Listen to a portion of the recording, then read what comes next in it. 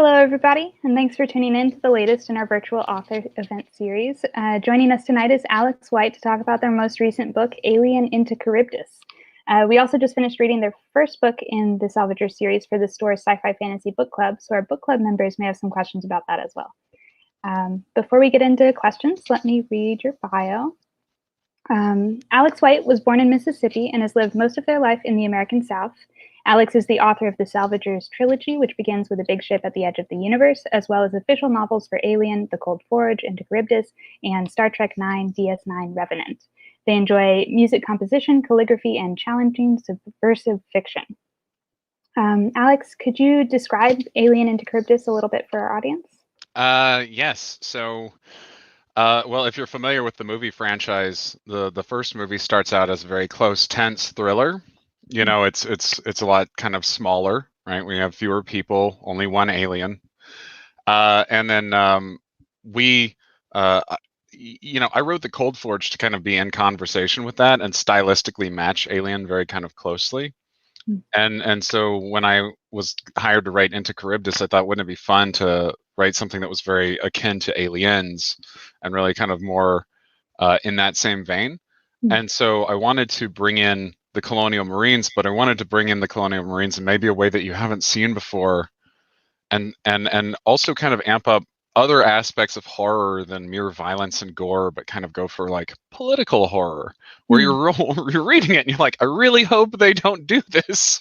You know? So, but yes, it's full of a lot of paranoia, because of course we have, nationalistic forces that kind of come into play there, right? Because on both sides you have kind of Iranian owners of the facility, you have American contractors who are civilians, you have United America's military, and so all of those things kind of come together, and in a lot of cases without meaning to create a powder keg. And so one of the things that was really important to me about Into Charybdis was, of course, portraying that there are civilians on every side. So, yeah. That's a good goal. Were you writing it kind of in response to today's political climate? You can't not write something in response to today's political climate. Right.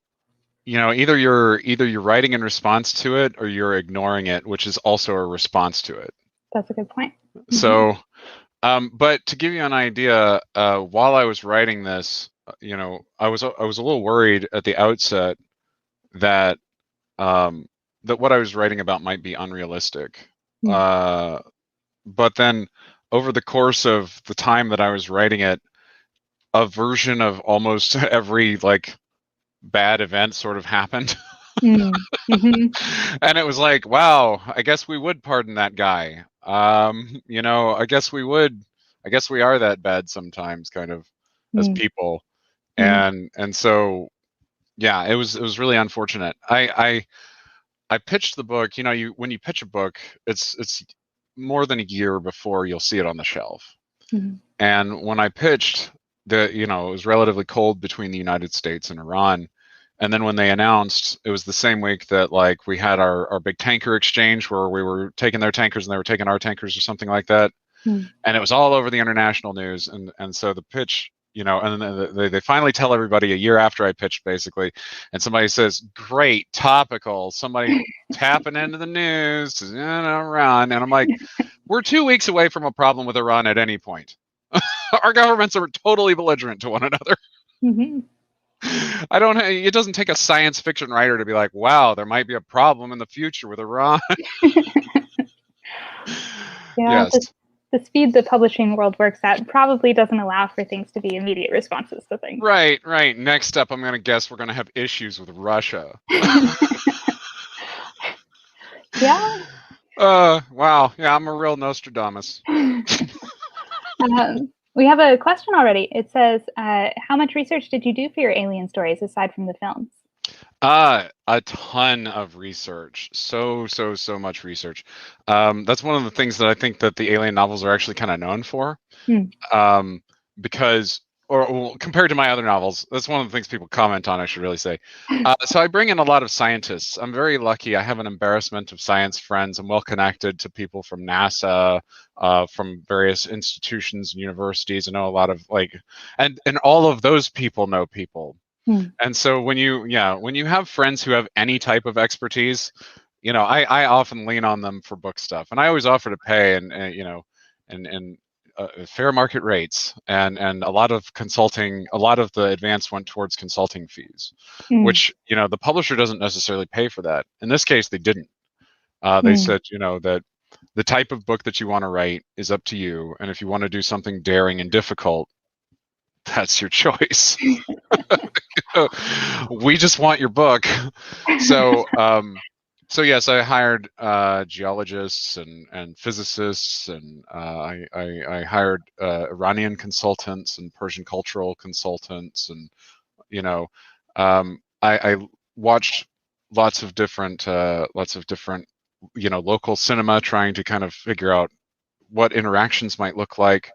I listened to histories of the region written by an Iranian author, as opposed to, say, for instance, All the Shah's Men, which is written, I think, by the CIA operative who orchestrated the whole thing. So it's like, right. maybe that's not the primary source you wanted, or it's a great primary source as long as you get more than one. Try to find a less biased account. Right. He's going to tell you what he did, sure. So yeah, that's all the research that went into it, and it was it's a lot of fun. And I like the things that I like learning about are things like there's a bacteria that eats toxic metal and poops gold. Cuprovidius metallodurans, I think it's called, or there's rock that turns that bleeds essentially when it's covered in acid, which is it's like. Oh, wow. That's really great. If your aliens have acid for blood, it's really thematically appropriate. What color is the rock? Black? That's amazing. I was talking to this geologist, and I was like, wow, this is going to be so literary. I like to make the setting definitely a character in the alien novels, in the same way that the aliens are, and that they don't really have motivations other than some really obvious ones that you can guess. But the setting has to be as strong, I think. When you were doing the research, what was your favorite piece of information that you learned that you didn't include in the books? That I didn't include? Yeah. Oh gosh, I don't think anything would hit my favorites list if I didn't include it. I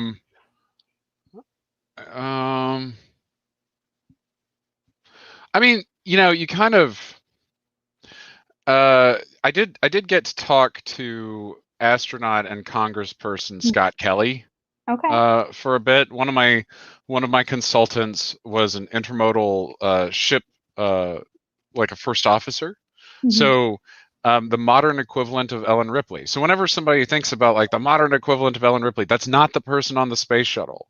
Well, or whatever we fly now, Dragon capsule. That's a first officer on an intermodal ship, like the one that got stuck in the Suez. That's the Nostromo, And so I have a docking sequence, and I was like, talking to my intermodal friend, and I was like, hey, can you tell me about the radio calls and responses? Why are you doing certain things? And it turns out to be really similar to long-haul spaceflight, and it did really well. He says, well, the sailing school that I graduated from is where astronaut Scott Kelly is from, and the sailors have a code where they all answer the call of one another if you say the secret phrase. And he was like, I can see if Scott will respond. And I was like, yeah, but why don't you ask that astronaut if he can talk to me about the book? And and so he did, and Scott Kelly responded and sort of gave a tiny amount of feedback, but then got busy saving the United States with his congressional run in Arizona. So when he was like, I'm too busy, I'm defeating Joe Arpaio, I was like, all right, bye. Yeah, get to it. Right. Don't want to distract. Yeah. The aliens is not that important, guy. Yeah. Well, we've got a lot of questions now. We have a question from Susan, who's part of our book club. She says, you wrote Cold Forge around the same time as your A Big Ship at the Edge of the Universe novel. Did the two books influence each other's style at all? And was it difficult to keep track of what was happening in each? So it only looks like I wrote Cold Forge at the same time as A Big Ship at the Edge of the Universe because they came out like back to back. But A Big Ship at the Edge of the Universe was actually written over like a year and a half before Cold Forge, and it was kind of the big breakout book for me. And so like I had this tiny little Alien tie-in deal. Like I had my debut novel, I had this tiny little Alien tie-in deal that kind of came in while I had already finished A Big Ship at the Edge of the Universe. So I started writing Cold Forge like 2 novels after that. So while from the marketplace perspective, I see how it has that kind of look. That's not true. Now, flip side, every time I write a book, I have another book that's about to be written, which means that because I always have a customer in the hopper. I'm so lucky. And so when I'm writing a book, the edits from the previous book will show up. So like while I was writing Star Trek, the edits for my new trilogy showed up. And so usually if I'm like only a third of the way or halfway into the new book, I have to stop writing the new book and edit the previous book. What's cool about that is that in that amount of time, I've kind of forgotten the plot a lot of times, or the better parts. And the parts that I was really attached to and thought that were so great, I've lost the attachment and I don't really understand them like I used to. So I'm not bought in. So when I read it, I'll go back and I'll be like, that's awful, you know, kind of, and it's so beneficial. Now, I think it's funny when writers, they read their old writing and they're like, oh, that's so cringy, I hate that. You know, when I read something, I find something cringy, I'm like, thank God. Oh, whew, that almost went out the door. You know, so and I'm sure some cringy stuff and overly melodramatic stuff has made it in. You know, I'm really quite emotional as a person underneath the surface. I don't show it as much, but and so I have a real love of melodrama, and so that can kind of, my edit on my current book can sometimes like end and I'll be riding high, but it'll be in like the first third of the book that I'm working on, and I'll have to say like, calm down. We can't do maximum stakes for every fight yet, you know, that kind of stuff. Well, So I think space opera lends itself to melodrama, you know. I definitely agree. Part of the genre. Yeah. Great question. Yeah. Here's another one. Thomas Yackley says, what are the challenges of writing a book in a franchise to which other authors have already contributed? Sure. So on the scale of like Alien, so it's different between Alien and Star Trek. Because what's great about it, let me start with Star Trek. It's extremely difficult. The challenges are that books are about people learning something important and changing. And, you know, either the main character learns something important and changes, or everybody but the main character learns something important and changes. And so, you know, you can see like the people who come into contact with the cast of Seinfeld learn that they don't want to be friends with the cast of Seinfeld. You know, but you know, but you'll notice that they are static, right? They change people around them. That's and true. It's kind of, yeah, and so one of the issues with Star Trek, and one of the things that makes it so great is that it's storied, but the problem is it's storied, and we know where the characters are going to be and where they have been. And so right now I'm writing a Dax story that I hope will recontextualize everything that ever happens to Jadzia Dax inside the series. But it might not work, you know. The challenge is saying like, yeah, but in season 4, between episodes 4 and 5, she had a life-changing event and never mentioned it again. You know, like, you know, and why would that happen? You know, and sometimes like in the Alien series, they use like an amnesia kind of plot device to bring in another Ripley book, which, while I don't like amnesia plot devices, I respect anybody who's gonna put Ripley in a book. That woman's been through too much already. You know, so anyway, that's the problem with Trek, and that's where it's really difficult. Again, we know how they're going to feel, which is even worse than knowing where they're going to be, right? Knowing how somebody died, for example, that just makes it historical fiction. We can put in anything we want. But knowing how they're going to feel, that person's going to fall in love with that person. That, you have to like make that stuff happen, right? And be copacetic with it, or else everybody's going to recognize it's inauthentic. Now, here's what's great about Alien. There's only one thing that has to be an alien: the alien. Everything else is up for grabs. Scott Sigler had his Phalanx, which was like a medieval alien fantasy world kind of alien. The characters of most Aliens movies are dead, right? Like only one or two ever makes it out, and if you don't involve them again, that's okay. That character deserves to be left alone. So yeah, that was a lot easier. And of course, I didn't want to write a direct sequel to The Cold Forge, because I think that tie-in fiction should be something that you can just pick up and have fun with. I want everybody to be able to read it, including people who aren't like huge fans of the series. And so I tied them together pretty strongly, but they're not sequels. So you don't have to read one to read the other. You just kind of have to have seen an Alien movie. So. All right, that's good. Jesse Martinez-Kratz says, my Iranian girlfriend was extremely impressed by the Persian culture you included in the book. What was your favorite food? She wants to know. Oh, gorma sabzi. I was like dying for it. And the rice with the tarig on it. I don't know if I'm pronouncing this correctly, so I hired consultants to tell me how to pronounce things, and I would need to go look it up and make sure that I'm doing a good job. But gorma sabzi looked really good. And I had a bit of that, and yeah, the rice, the crunchy rice on the bottom. I love crunchy rice from every single culture, so I'm like, it's like I'm collecting crunchy rice recipes. Glad she liked it. That's very flattering to hear. The consultants really, it was important to hire consultants.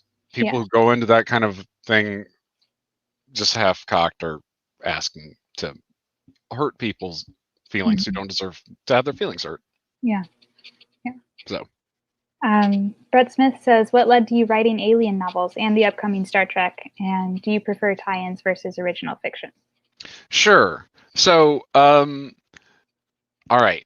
So this is a complicated question because there's thank you, Shannon. I'm so excited to hear that. All right. So here's what led me to writing Aliens novels is I, of course, wanted to be an original fiction writer. I think most writers that I know want to make their mark on the world with their own story that people remember just as well as the 4-decade-old Alien franchise. If you're memorable next week, you're doing extremely well. And so I prefer original fiction because I want to make my mark and I want to tell the stories that I've always wanted to tell. But at the same time, tie-in fiction has this really fun challenge to it where you say, okay, I admit you've already seen all the Alien movies. So you know everything that happens. And if you bought the books, you probably are like a super fan. So I can't pull one over on you. I can't be like, what's that? What does a face hugger do? Like, we know what a face hugger does. Chest bursting, face hugging, tongue sticking through people's heads. That's table stakes for Alien, right? Like that needs to be in every single Alien book. That's the bare minimum. And unfortunately, I think that's one of the reasons why things like Covenant haven't performed better is because the backstory that makes it so great is de-accentuated in favor of jump scares you've already seen before. Now, that being said, I love Covenant and Prometheus. I don't care that the characters do terrible things and make stupid choices. Like, I don't care. I love them. I love Alien movies. They look beautiful. Ridley Scott's amazing. I don't care. But what led me to writing Alien is because I'd sold my original debut, Every Mountain Made Low, and before I was able to get it to the shelf, I started to become afraid. It was an 18-month production cycle. I started to become afraid that it would come out and flop. And so I told my agent, I was like, we need another book deal. Like, I don't care. How does it happen? And then around the same time, the publicist from that first book jumped companies, went to Titan Books and said, if you want me to send you any free books, let me know. I love your first novel. I want to support you. I believe in your career. And her name's Lydia Gittens, by the way, and she's an amazing publicist, and I totally have remained in touch with her. But I was looking through it and I was like, oh my God, Alien. They have Alien. I love Alien. Alien is my favorite movie. So I immediately emailed her. I emailed my agent. Like, how did we make this Alien thing happen? Please let me pitch the editor. Mm-hmm. And I did, and I pitched the editor, and it took like 2 years to close that deal. Mm-hmm. And it's just because that's the speed at which they operate. It has nothing to. It wasn't like 2 years of action or 2 years of negotiation. It was 2 years over probably 6 hours. Like Mm-hmm. I pitched at one Dragon Con, I refined it at one Dragon Con, and that was and then it sold. And I had to. It was really hard because I had to kind of prove myself as a commodity when I had no novels on the shelf. Mm-hmm. And so selling an unwritten book before you even have a book on the shelf is kind of, I don't know how I got to do it. I mean, I have a pretty decent song and dance, I like to think, which is one of the reasons why I love to pitch editors in person, is because I can sense what the editor's thinking, respond to them. I can kind of tailor that. Your ability to pitch people and be diplomatic is a huge benefit in this industry. Lastly, you should know that tie-in fiction, while it's a lot of fun and a lot of the setups kind of done for you, it pays less, a lot less, and you have way less time, like half as much time, sometimes half as much money, depending on who you are. And the reason why you do it, though, is because, first of all, it's great for your original fiction.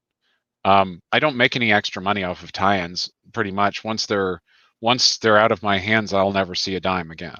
And that's by contract, by the way. When you may know that Disney recently reneged on their contract with Alan Dean Foster. Alan Dean Foster, that's right. And I got a lot of concerned messages. Is that you? And I was like, oh no, the contracts are way more exploitative now. Like, don't worry about it. I don't even have a chance to get defrauded. It's fine. Star Trek, I get some royalties on though, so that's good. Yeah. And the money you did get went towards consultants. Yes. I would say over 10% of how much money I got for the book in total went towards consultants. And every single dime that you spend on consultants is a dime less profit that you have. Which is why I'm like, I still very strongly believe in consultants. Like, it's one thing if you're not getting paid ahead of time and you're broke and you got to rely on your friends, like, that's fine. I understand. Do your due diligence, read your books, do your research, talk to people, get primary sources any way you can. But if you're getting paid, then your friends are doing work for you, and you should offer them some of your money. Yeah, that's a good point. So, okay, let's see. Susan wants to know which is your favorite Alien movie and if you've seen them all. Oh yes, I have seen them all except for AVP2. That's my dark secret. I didn't go watch that one. I watched the first one and I was like, yeah, I don't think the director of the original Mortal Kombat movie is very good at subtlety. That being said, he is good at making movies with his spouse for now until the end of time, and that does seem like a really fun way to spend your life, even if they're not very good movies. Like, that guy's living the dream. I mean, the rest of us have to watch it, but oh, I believe you, Susan. It didn't sound good. It looked like pro wrestling with aliens and predators. But, and if you like pro wrestling, aliens, and predators, I bet that's a good mix, but it needs to be intentional. Yeah. So my favorite, though, has got to be Alien. Because as much as I think Alien and Aliens are kind of the two undisputed masterpieces, but what I would say about Aliens that it doesn't have is subtlety. Alien has amazing subtlety. Aliens has a villain. Burke is such a terrible villain that I don't think you can name one self-interested thing that he does well. Which is actually where the concept for Dorian came from. Like, at the end of the movie, like when he runs away and locks the door behind him, that's the first thing he does that's actually in his own best interest. The dude is a VP of special resources at like a 1 million employee company. So the question that I have, director of special projects, he doesn't have somebody who works for him? Like, I need to personally go with the Marines? Yeah, I guess his people were just on PTO that week. Must have been, I guess. Yeah, that's a good point. Jean-Francois Boivin wants to know, what are you working on now that you can share, and what's next? Sure. So It's funny. The things that I can't share are all the things that I ended up not working on. Mhm. So, because everything else is announced right now, which is really great. After I finish this book, I have 2 more books to write before I'm finished with all my contractual work. So that's my next, like year and a half spoken for. Mm. Um, and of course, deals come through across my desk a lot for various licenses that you've all heard of, but I would never write something unless I was sure that I could do as good of a job as any fan. And Mhm. and one of the things that's always terrifying, especially when you write tie-in fiction, by the way, is you'll meet everybody you meet knows more about it than you. Every single person, and I feel like such a faker, and you got people like David Mack who like actually know more about Star Trek than everyone, Mhm. but like that's not me. Like I like the plot. Mhm. The trivia is a little harder. So anyway, what I'm working on now. So I have a space opera that's coming out with Orbit. Mm. Yes, I always want to I rewatch them before I write any alien book. I automatically go rewatch the movies with my spouse. She Mhm. loves it. She thinks it's so great. She didn't care about aliens at all before, and now she wants to like laugh at everybody who dies. Nice.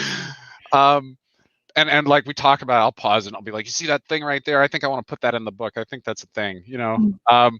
So anyway, what I'm working on now is a big a space opera trilogy, and it's not named yet. Mm. Uh, so I can't tell you the names that I'm thinking of because the publisher would get really mad at me. Mhm. But I want to talk about what it is. It's about this guy Gus Kitko, who's a jazz pianist, and he lives in 2640 something, and he's at the last party before the end of the world, basically. Like Mhm. these giant robots have been landing on planets and colonies and killing all the humans on them, and we sent our warships to save ourselves, and that's already failed. So he's just waiting to die, Mm. and that's where the story starts. And it gets wild, and it's super jazzy, super rock and roll. It's really fun. It's romantic as hell. The other main character is this non-binary rock star, glam rock star named Ardent Violet, who's just like the coolest person I've ever written. Mm. And if you're familiar with The Big Ship at the Edge of the Universe, they're very similar to Nyla in that regard. Really, Mhm. kind of brash and. Thank you, David. I actually went and learned a lot of jazz stuff for this book. As you can see here, I'm a musician in my spare time, and I had always wanted to kind of understand modal jazz better. And when I sat down to pitch this book, I didn't understand it at all. And I was like, okay, well, um, let's see what this is all about. And within about an hour, I knew that I knew nothing. Yeah. Oh, I am personally anything that's fun. I will play country. I will play folk. I've done hip hop and rap tracks for people. I have a lot of electronica on my SoundCloud. I've done a lot of like corporate stuff. Mhm. I've done orchestral scores. So like one of the things that I oftentimes get paid for is sound alikes. And so like if you have a song that you think is really good, that maybe you want like a version of that for your podcast that's not copyrighted, and I'll do that for like, I would do that for a couple $100 kind of. Yeah, I don't really have as much time to do that for other people anymore. Mhm. Yeah, at some point you kind of have to say like, okay, I know pays pay, but like I'm writing books, and Mhm. I need to focus on that. But I love learning the different techniques behind music construction, because I think it tells you a lot about where we are kind of culturally, Mhm. and how those influences build off of one another and all that. Anyway, that's a long way to say that all that musical influence really makes it quite strongly into the book. I think the most gratifying thing about it, for me, was when my editor said, when you said you wanted to pitch me this jazzy giant robots book, I had no idea what you were talking about. Mhm. And now I see, and it is a jazzy novel, but it's not about jazz. Mhm. And I'm really proud of that, and I'm really excited to bring more musical interludes into it. And So yeah, I love, like I said, I love playing everything, and it was such a great chance to write the music book I've always wanted to write. I've been trying to think about a music book since like college. And Into Charybdis, by the way, if you read Into Charybdis, there's a major plot point into Charybdis, and you'll see it. You'll know when you get there. It's kind of like the core of the book. But I always wanted to know if I could write a story where you did this as an author and the reader didn't just put it down and like walk off. You know, and I remember a sleepover in high school where I was like debating with one of my friends. I was like, I think you could do it, you know? And so like when I got my chance to write another Alien book, I was like, I'm going to do this thing that I've always wanted to do. And I've always wanted to write a music book as well, something that was really strongly influenced by rock and roll.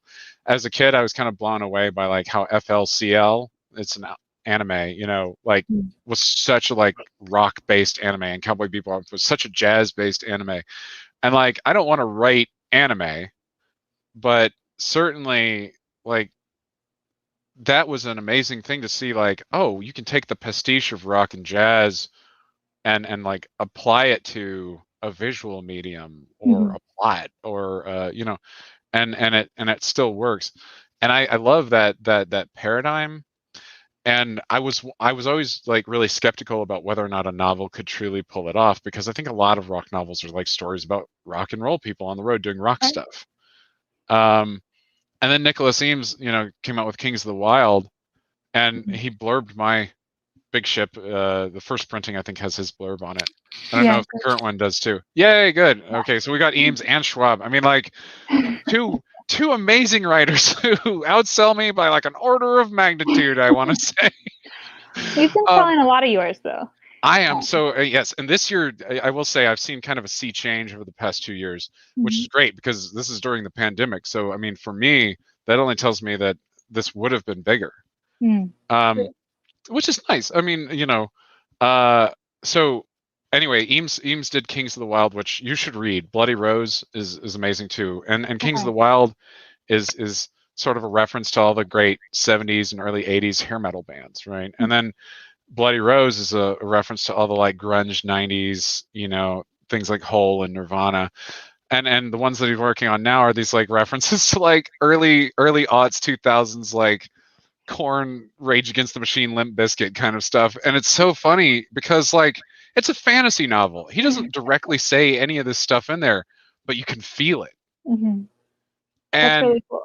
Yeah, and he makes a lot of like rock and roll references, like in the kind of in the margins of the story, where it's like, oh, this character's obviously a pun. But like, and like people, he has a huge fan base. I'm going to sell you some Eames books now. He has a huge fan base that they go and they find all the references. But that was really inspirational for me because it was like, okay, maybe I should try that thing that I didn't think I could do. You know, and so to a certain extent, I'm sort of standing on top of his shoulders, and he's standing on top of, you know, the storied rock novel travelogue shoulders, and you know, and so it's really nice to. I also like looking at generations of sci-fi authors and seeing kind of who's in conversation with whom. Any plans to write soundtracks for any of your books? There are soundtracks for my books, actually. So if you go on YouTube and you search like Wild Dogs Alex White, you'll find the song that I wrote for Alien the Cold Forge. I can't directly link it to Alien the Cold Forge. I don't have the right to do that. So it is a fan work, and if Fox tells me to take it down, it's gone. So go download it off of you know, SoundCloud or whatever. If you are listening to, or if you're reading the Salvagers series with A Big Ship at the Edge of the Universe, there's like an 8 or 6 song EP called Race for the Hero, songs inspired by A Big Ship at the Edge of the Universe, and that is on Spotify and YouTube and YouTube Music, which is great. And then if you want to, and I should put these on my website under the book listings, is probably the right place to do this. I have a SoundCloud as well. The Countermeasures is what I go by on SoundCloud because I made that profile forever ago. And it's so there's a soundtrack for Every Mountain Made Low that's like 4 songs as well. And it's so, and the soundtracks are all really different. So, you know, the one for Every Mountain Made Low, you know, that's a gay autistic Southern Gothic dystopian horror thriller with ghosts. and and I love it. It's great. It's a wonderful debut, and I'm super proud of it. And I hope you'll all read it. But honestly, it did flop though. Mm. Like the general audience didn't like an autistic POV character. And in fact, it's funny because I'll get these comments like, "I thought she was annoying. I don't know what's wrong with her." And I'm like, "There's nothing wrong with her, but okay."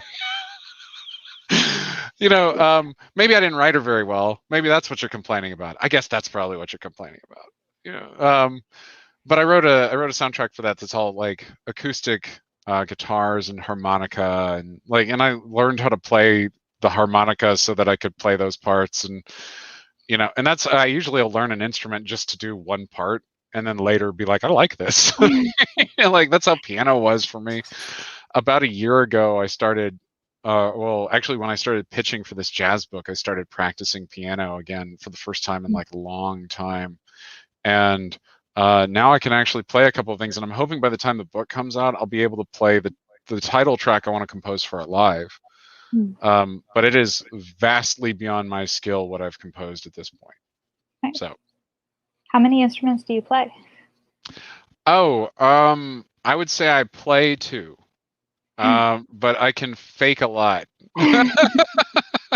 If you need a drum track, I can make a 4-bar loop or an 8-bar loop after like 30 takes. I do a lot of this like I'll do these like impossible sounding solos because I'm just sitting there trying 1 or 2 seconds at a time, and that's how you get past it. So, oh yes. I'm sorry, I read ahead of you, Nicole. No, you're good. Do you think we'll have acoustic wood instruments in the future in space? It seems terribly expensive to send a piano to space. I was just thinking about this myself. And so in my most recent book that comes out, I was thinking about acoustic instruments in the future. And one of the things that's kind of been interesting to me is like with electronic instruments, for example, the interface is the instrument, meaning like, that's an instrument and that's an instrument and that weird white thing over there is one, like they all do, but they all make piano noises sort of. They all use a keyboard at some point, but but the interface is the instrument.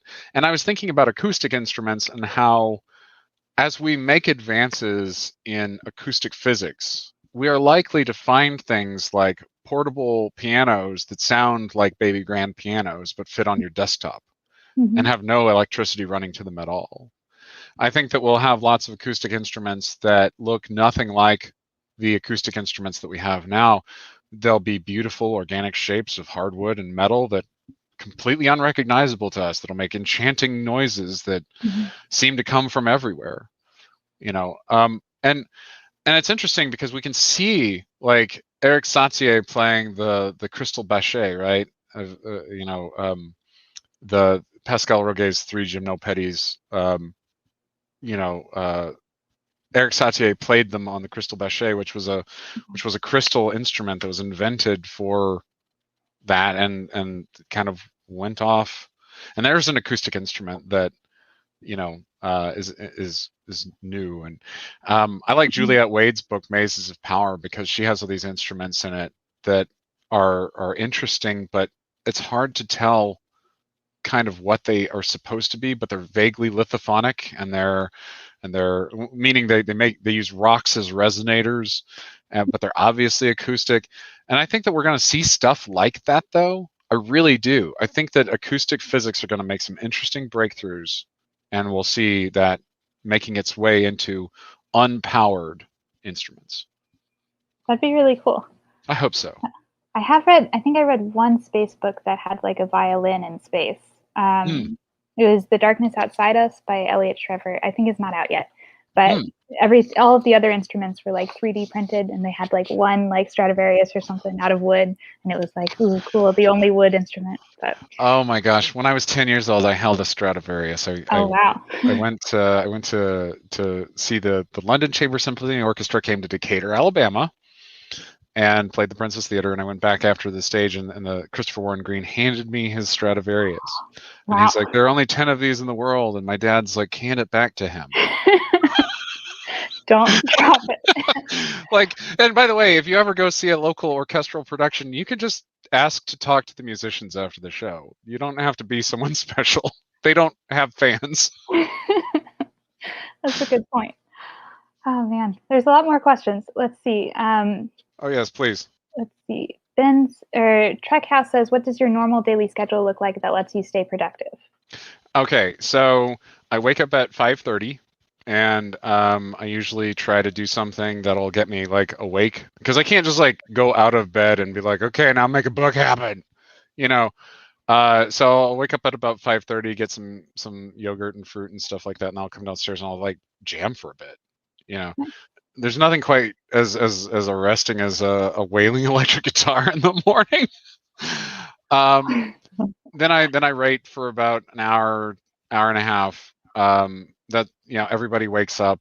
I'll help make breakfast and stuff, and then it's time for work. So I have a day job. I'll work until it's lunchtime at the day job, and then I'll write for an hour, and then I'll work all day afternoon, and then I'll come home and I'll give my spouse a break because, you know, she's been working hard all day too. Mm-hmm. And I'll do a bunch of chores for about 2 hours to rest my mind, and then I'll go back downstairs and start writing. And then, you know, so that's like 7 to 9, and then it's bath time at 9, so I go back up and I give the kid a bath and I put him to bed, and then after that, you know, it's 9:30 and I haven't seen her all day, so she gets the remainder of my evening. Mm-hmm. And that's every day, pretty much exactly. Okay. And I didn't have to do this before. And in fact, I don't think I would have chosen such a busy schedule for myself. It's just I had a lot of opportunities come across my desk that I really couldn't say no to. Mm-hmm. And, you know, if I could change that, I think I probably would. I don't think I would recommend this. And in fact, I've passed on some big names because it's just like I'm tired. Right. Somebody came by who's really important from Netflix and wanted to know if they could have a book by April, and I was like, I want to give you a book by April. There's no chance. I'm sorry. Yeah, that's a quick turnaround. I mean, that's how they are, though. It's that was January too, so it's a Even 4-month kind of thing. Mm-hmm. Is like a tie-in regular, and like you'll talk to tie-in authors, and you know, they'll be like, "Wow, 6 months! I could probably do like 3 or 4 books in that time," and I'm like, "Oh, yeah." So you wake up and play instruments before everyone else is awake, or is it through headphones? I have headphones. Okay. Yeah, no, it's just like Back to the Future 1. Right. I just all the amps turned up to wake 11. them all up with Johnny Be Good. Yes. Okay. Consequently, by the way, that bass line's impossible to play. Yeah. Ben says, what's your favorite Star Trek Deep Space Nine episode, and did it influence or does it tie in to your upcoming DS9 book? Oh my gosh. Okay. That's so hard. One of the ones that's probably near the top of my list is where they're like, oh, we don't know who the changelings are, so we're going to take blood samples from everyone on Earth. And Captain Sisko's dad is like, you're not taking one from me. That violates my civil rights, son. It's just like, wow, that was 2 years before the Patriot Act. You know, I really, let's see here. You know, I think like Facets is probably pretty high on my list. The one where Dax kind of like has her old personalities like go to her crewmates, and you know, so all the actors get to go play another character for like a day. And one of the things that I really appreciate about that, and I think I've said this in other interviews, is that her crewmates are so into her personal identity that they actively participate in it. Right? Like, that's not tolerating a trans person. That's saying like, I'm willing to like let you be part of me for a bit so you can learn more about yourself. The idea of that level of safe space in modern times is really quite fantastical. Yeah. You know, so so that was really meaningful, and it really tells you a lot, I think. Oh, Clark.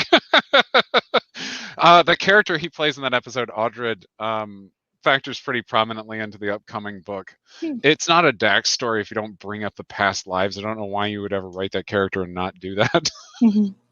I do think that, like, the episode Equilibrium, where I'm also drawing a lot of important information from, like, it's one of those episodes that should have been a favorite, but is a big letdown for me, actually, because it's all about Jadzia's backstory, and that's so cool, and that's so important, and that's great. Why is she unconscious during the last third of the episode while her male crew members discover what her backstory is? Like, she doesn't participate in the episode where she's an object of the episode, not a subject of the episode.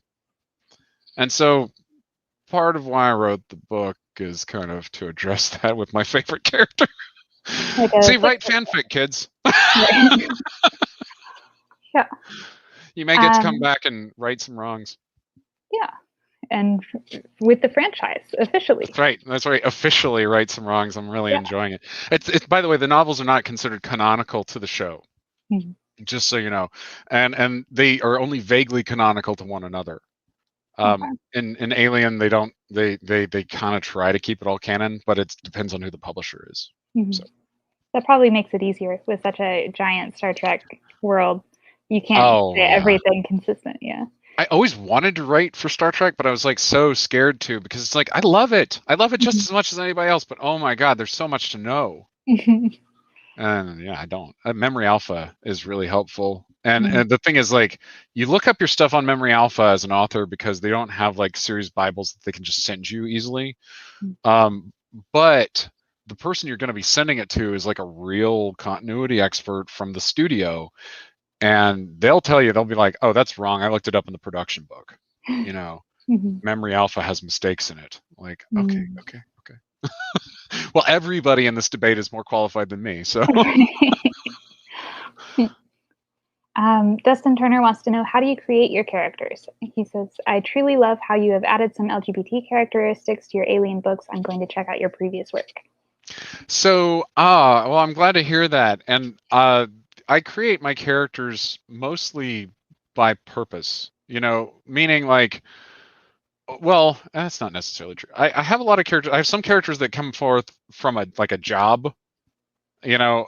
Other times it'll be like, well, I really need a character to fulfill this role. And no matter who walks onto the stage and no matter what the reason is, though, they all have 4 qualities. And I like to say that these are like the wheels on a car. Having good wheels does not give you a good car, but not having wheels is way worse. So, which is internal motivation, external motivation, internal conflict, and external conflict. And this is an adaptation of the romance writer Deborah Dixon's Goals, Motivations, and Conflict, if you want to go like to the source. But I will appropriate and bastardize everybody else's story methods and frameworks and all that other stuff, because I'm writing a product with them. You know, they don't know that I took their thing and took it apart. But your external motivation is what your character says they want to do. So, you know, I want to destroy the Death Star and save the rebellion. Your internal motivation is why they want to do it. So because I secretly worry that I'm boring and I'm going to die on Tatooine and that nobody likes me, right? And I don't have any friends, and the ones that I did just moved off. You know? Then the external conflict is kind of what's stopping the external motivation. So, you know, it's Darth Vader. I think it's pretty much the external, the whole thing. And then the internal conflict is kind of what's stopping you from achieving your internal goals. And so, why do you want to move away? Because I think I'm boring. What, you know, what's, you know, the conflict of like, I think I'm not worth enough plays out really quickly in Luke. And it's one of the only parts where I think he does really well. And that's, in that first movie, he develops a lot, I think, as a character, and I really like the character of Luke what he becomes. But in the first movie, he's just bland wish fulfillment. I mean, sorry, I love Luke. I love Luke overall as a whole character. But yeah, when he's like, I can't leave here. I'm busy. I got blue milk to drink with mom or on Bruno, and and like that's him saying like, I don't think I'm good enough. Like because Obi-Wan's like, oh, you want to leave? Okay, let's go leave. Well, I don't know about that, Obi-Wan. Like,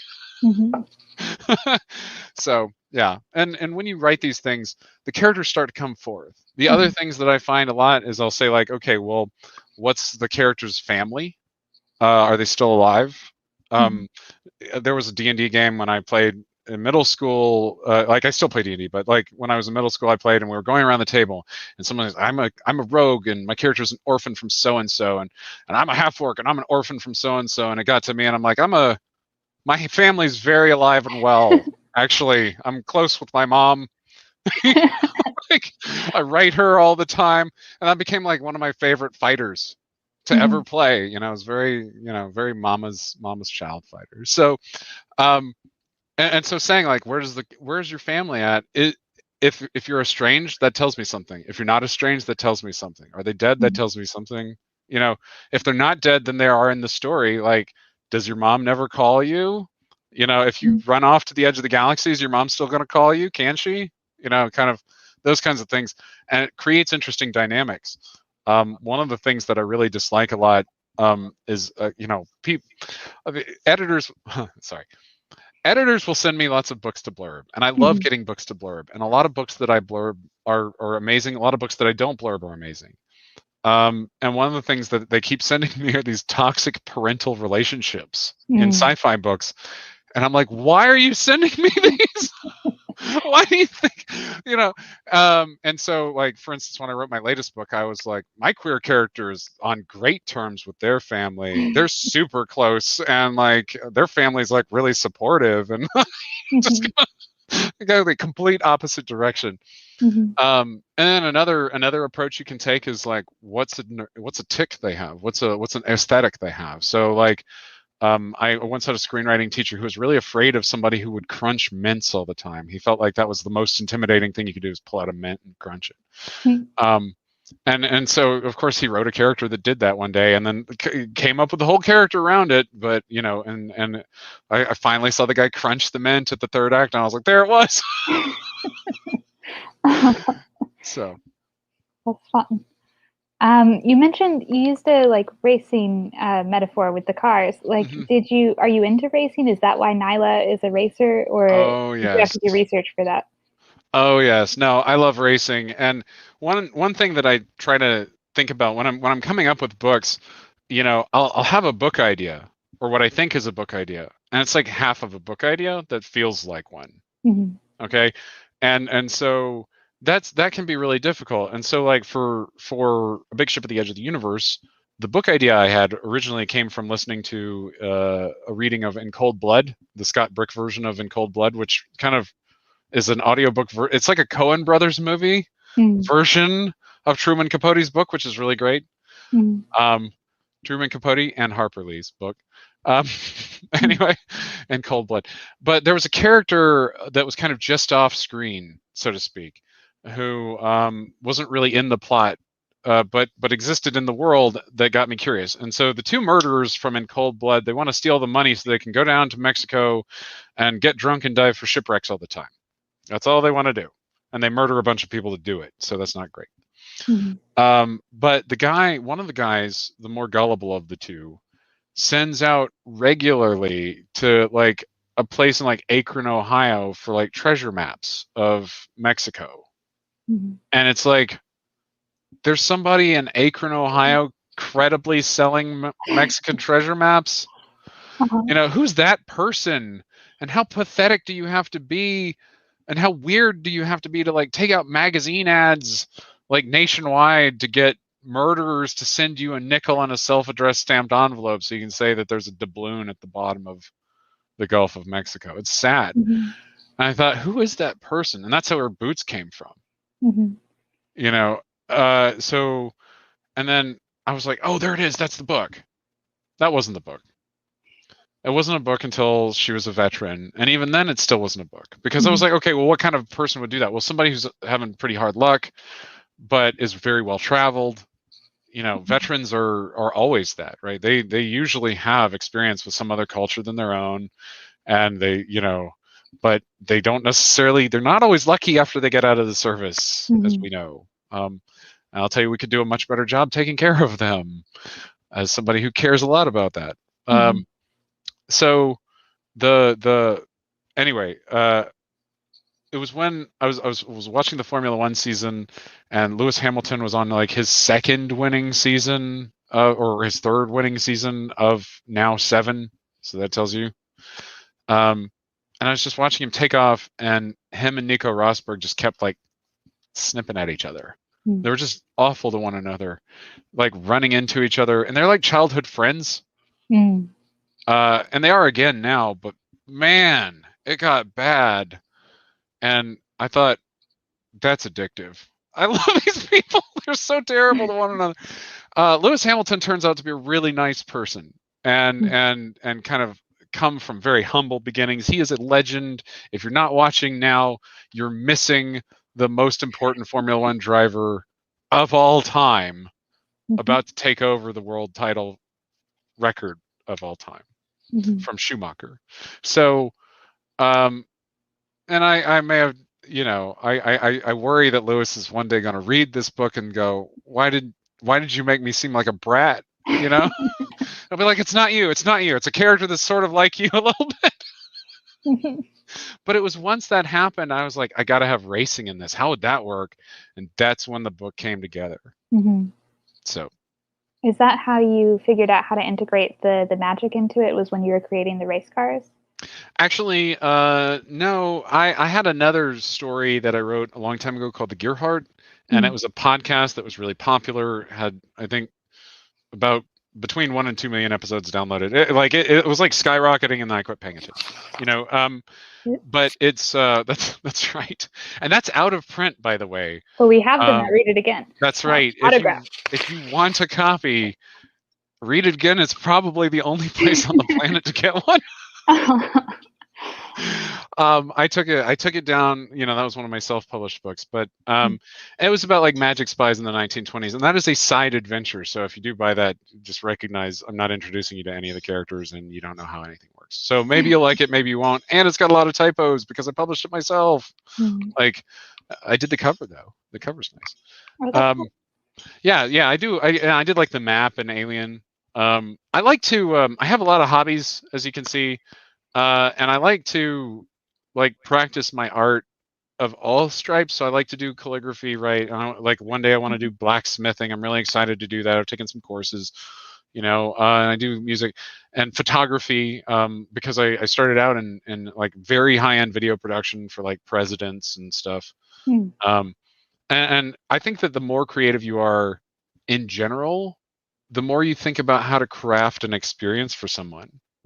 And the more you think about this as an experience instead of a book, or an experience instead of a song, the more you can start to say, like, well, how am I changing the emotional state of the person as they go through? And really that's what writing is it's emotional manipulation. I know that sounds really craven and horrifying, but it's true, right? You know, like you were fine and then you were crying.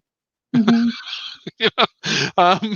So I think that indulging in other creative pursuits, including things like, you know, baking or engineering or interior design, right? As you go through these things, everything is a journey.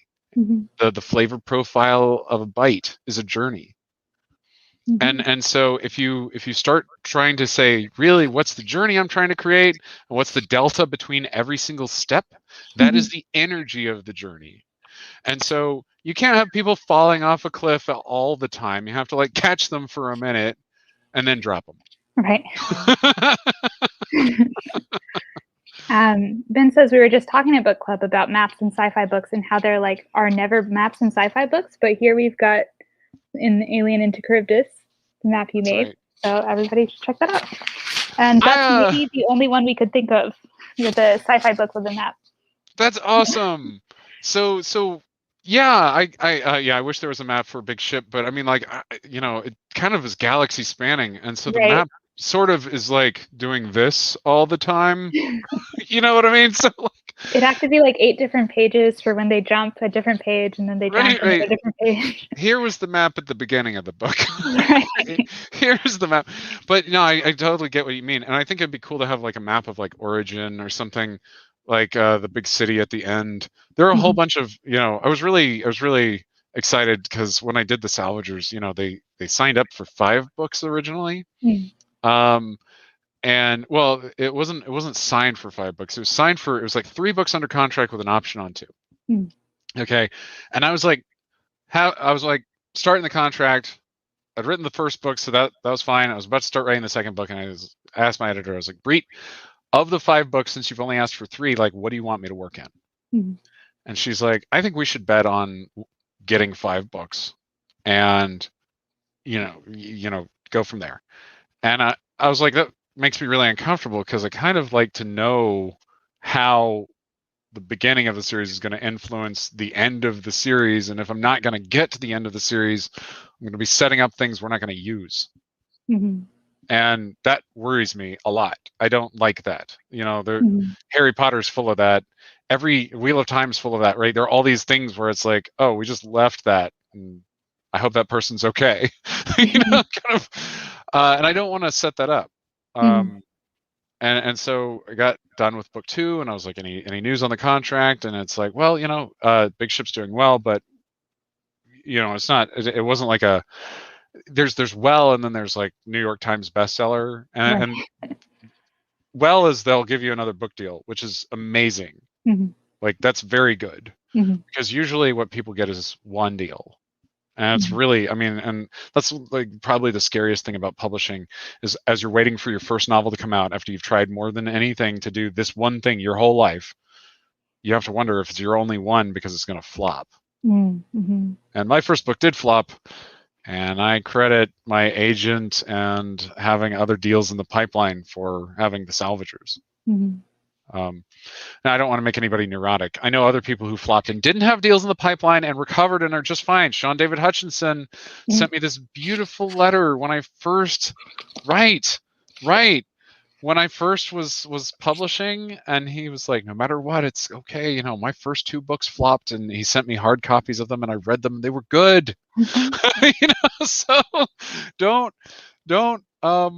yeah. Anyway, and we have a video interview with Sean David Hutchinson from last year. So if anybody wants to watch that, you should go watch that. That was when State of Us came out. Oh, he's the best. I love Sean so much. So, anyway, where were we? I don't know. I lost the plot a little. But it's been an hour, so maybe we should have like one more question and then wrap it up. I feel like we should have given a warning. I feel terrible. No, you're good. So let's see. One of the things that we often tend to ask our authors is, what did you read growing up, and what are you reading right now that you'd recommend for people who liked your book? Okay. Well, as I was growing up, I read 2 things a whole lot, which were mid-century American lit, because I actually liked what I was reading in high school English from America.